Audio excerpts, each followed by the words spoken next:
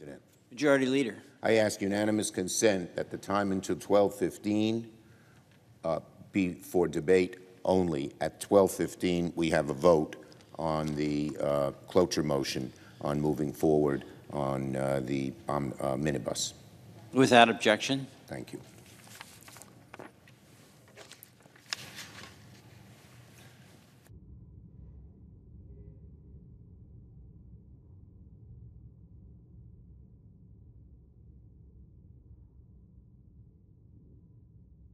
All right, Mr. President.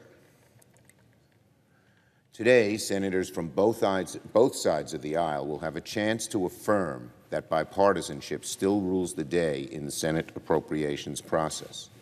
In a few hours, we'll hold a cloture vote on suspension of Rule 16 to override the stall tactics of one member who objected last week to waiving Rule 16.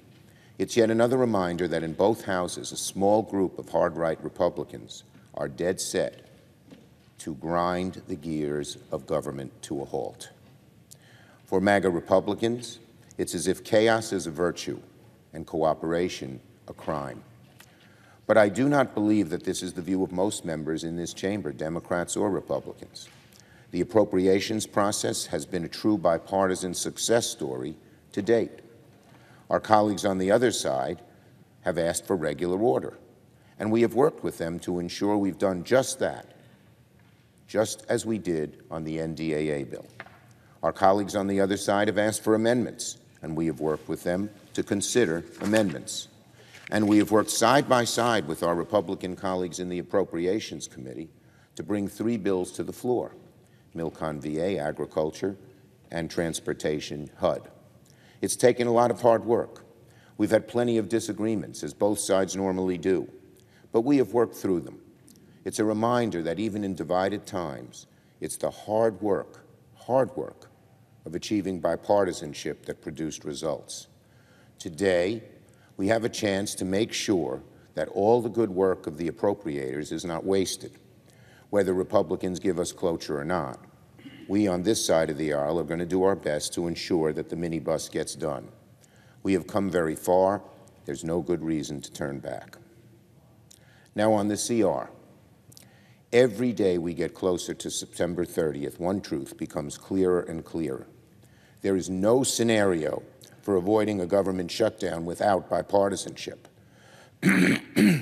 A government shutdown would be a terrible and unnecessary outcome for our country. Millions of Americans who count on government services would have their lives disrupted. It could impact the pay of our service members who so bravely serve us. Air traffic controllers and TSA employees would have to work without pay. FEMA's disaster relief fund, needed by so many, could dry up. A shutdown would be disastrous. A shutdown would be unnecessary. And make no mistake, a shutdown is certainly avoidable. And yet, with each passing day, House Republicans seem less interested in avoiding a shutdown and more interested in catering to the hard, unreasonable, adamant, and stubborn hard right. A few days ago, House Republicans released what they claimed was a deal for a CR, a slapdash, reckless, and cruel bill that everyone knew had no chance of passing in the Senate. It would have cut 8% to virtually all non-defense spending. It would have cut investments to the Social Security Administration. It would have meant cuts to law enforcement, to NIH funding for cancer research, to nutrition protection, to protection for clean water, for small business loans, even for the border, even people on the protecting the border. And still, it wasn't extreme enough for the hard right. House Republicans rejected their own extremist bill, and by rejecting it, that's a dead giveaway they're not serious about avoiding a shutdown. They seem more interested in just finding the lowest common denominator, finding something, anything, that can appease the hard right, no matter how extreme, no matter how unrealistic, no matter how cruel, and no matter how unseriously this would be taken by the country and by this body. This is not a serious way to solve the crisis. Look, I sympathize with the Speaker. I know his task isn't easy. He's got a lot of very, very difficult members to deal with. But we all have, including the Speaker, we have a responsibility to the American people. Real lives would be disrupted in the shutdown. And the answer for avoiding a shutdown is right in front of Speaker McCarthy, and he knows it: bipartisanship. Speaker McCarthy says he wants to avoid a shutdown. He says nobody wins in a shutdown. Well, then he should reach across the aisle to find an agreement that actually has the votes to pass both chambers. That's the only way this crisis gets resolved. When members of your own side operate in bad faith, when has appeasement ever worked? If he gives in to them now, they'll want something more tomorrow and the next day and the next day.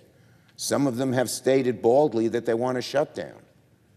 The Speaker has an obligation not to let those people who want a shutdown have their way.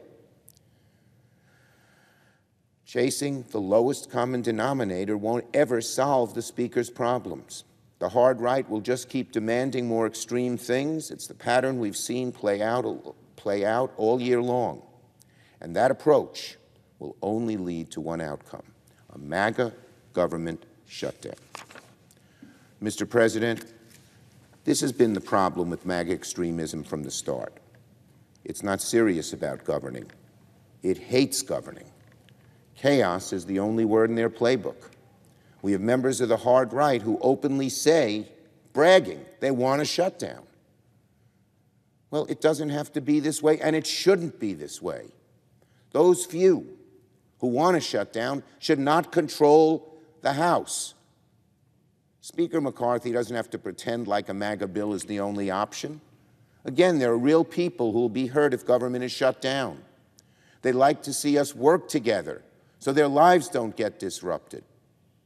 Now, today is September 20th. House Republicans have less than 10 days to figure this out. If Republican leadership chooses to work with Democrats, we can avoid a shutdown very quickly.